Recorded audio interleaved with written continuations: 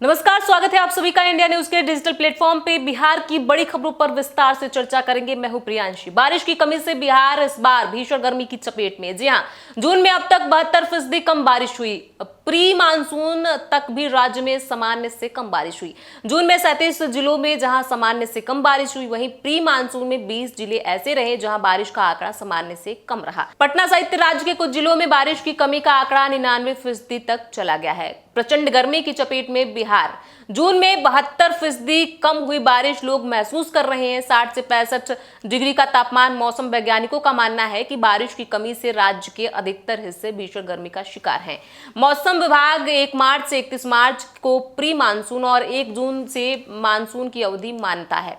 देश में मानसून के प्रवेश करने की निर्धारित तिथि 1 जून तय हो गई है। इसका कारण हर साल लगभग इसी दिन के आसपास मानसून का भारत तट से टकराना है। इन दोनों ही अवधि में बारिश कम होने के कारण उत्तर बिहार के 2-3 जिलों को छोड़कर राजधानी सहित पूरा प्रदेश प्रचंड गर्मी की चपेट में है। कम बारिश के कारण ही इस साल राज्य का अधिकतम तापमान 48.2 डिग्री सेल्सियस तक पहुंच गया है। सबसे चौंकाने वाली बात यह हुई कि गया जिले में अधिकतम तापमान के 54 सालों का रिकॉर्ड भी टूट गया। बक्सर, जमुई, रोहतास और समस्तीपुर ऐसे जिले हैं जहां 100% वर्षा की कमी देखी गई।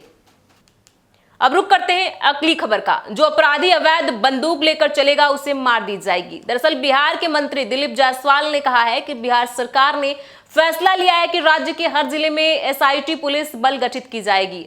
प्रत्येक जिले में अलग अलग से पुलिस बल होगा। उन्होंने कहा कि कैबिनेट में फैसला हुआ है कि जो अपराधी अवैध बंदूक गोली लेकर सड़क पर चलेगा, सरकार के आदेश हैं कि उसे सीधे गोली मार दी जाएगी। मंत्री दिलीप जायसवाल ने कहा कि अब राज्य में कहीं पर भी कोई अपराधी नहीं बचेगा। जो भी अपराधी बंदूक गोली लेकर चलेगा उसे समाप्त कर दिया जाएगा। उन्होंने कहा कि यह फैसला बिहार सरकार ने कैबिनेट में लिया है। बिहार में अब गरीब का राज होगा, शरीफों का राज होगा, गोली लेकर चलने वालों का राज नहीं होगा। मंत्री जायसवाल ने लोगों के बीच मन से कहा कि बिहार सरकार सबके लिए चिंता कर रही है। उन्होंने लोगों को संबोधित करते हुए कहा कि अगर कोई आपकी चिंता कर सकता है तो मुख्यमंत्री नीतीश कुमार कर सकते हैं, प्रधानमंत्री नरेंद्र मोदी कर सकते हैं। इसीलिए आप सब किसी के चक्कर में मत पड़िए। कोई आ जाए, किसी के चक्कर में नहीं पड़ना है। अब रुक करते हैं अगली खबर का। आज स्नातक में दाखिले का अंतिम दिन।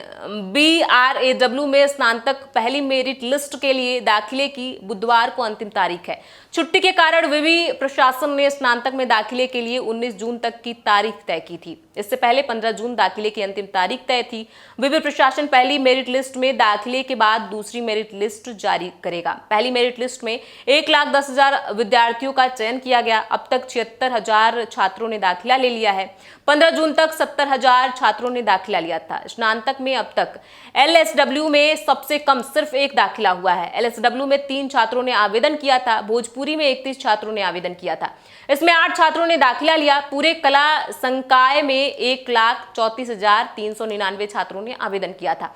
इसमें 59,678 छात्रों ने दाखिला लिया है। साइंस में 22,087 छात्रों ने आवेदन किया था। इसमें 13,217 छात्रों ने दाखिला लिया है। बीकॉम में 5,645 आवेदन आए थे। इसमें 3,948 दाखिले हुए हैं। बीकॉम में सबसे अधिक दाखिले अकाउंट फाइनेंस में हुआ है। इस विषय में 3,883 छात्रों ने दाखिला लिया है। कला संकाय में सबसे अधिक दाखिले हिंदी और हिस्ट्री में हुए हैं। साइंस में सबसे अधिक दाखिले जूलॉजी विभाग में हुए हैं। अब रुक करते हैं अगली खबर का। जिले की 30 लाख की आबादी के लिए पानी के महज 3 टैंकर। जी हां, जिले के 5 नगर निकायों को छोड़कर ग्रामीण क्षेत्रों की करीब 30 लाख की आबादी के लिए प्रशासन के पास पेयजल व्यवस्था के लिए महज 3 टैंकर है।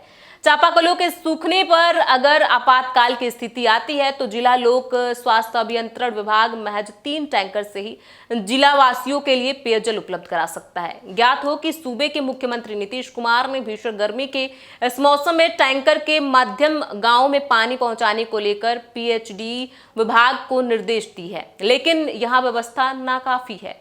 वैसे तो अभी तक पेयजल को लेकर भीषण संकट की स्थिति पैदा नहीं हुई है, इसीलिए टैंकर की अधिक आवश्यकता नहीं पड़ रही है। लेकिन अगर गर्मी की यही स्थिति रही और भूजल स्तर अधिक जिले नीचे चल गया तो पेयजल संकट का दौर शुरू हो जाएगा। उस समय PHED विभाग महज कुछ जिले वासियों को ही पेयजल उपलब्ध करा पाएगा। आपको बता दें कि जिले में 14 प्रखंड और 230 पंचायतें हैं। इन जगहों पर नल जल के अलावा PHED विभाग के 25 जल मीनार बनाए गए हैं। अब रुक करते हैं अगली खबर का। नेपाल में बारिश से बिहार में अफनाई बकरा। उत्तर पूर्वी बिहार के अररिया जिले में बहने वाली बकरा नदी इन दिनों बाढ़ का कहर देख रही है। इसका कारण नेपाल के तराई क्षेत्र में होने वाली भीषण बारिश है। इस तेज वर्षा के चलते देर रात वहां से पानी छोड़ा गया। पानी की अधिकता के कारण पलासी प्रखंड से होकर बहने वाली बकरा नदी अचानक अफना गई। बकरा नदी से अचानक पानी के इतने तेज बहाव से जलस्तर में बेतहाशा वृद्धि हो गई। इस बड़े पानी ने निचले इलाके के आधा दर्जन गांव को अपनी जद में ले लिया। दरअसल बाढ़ नुमा यह पानी पलासी प्रखंड के धर्मगंज पंचायत स्थित आधा दर्जन से अधिक गांव में प्रवेश कर गया। ये सभी गांव सामान्य तौर पर निचले इलाके में बसे थे, इस कारण सबसे ज्यादा प्रभावित हुए।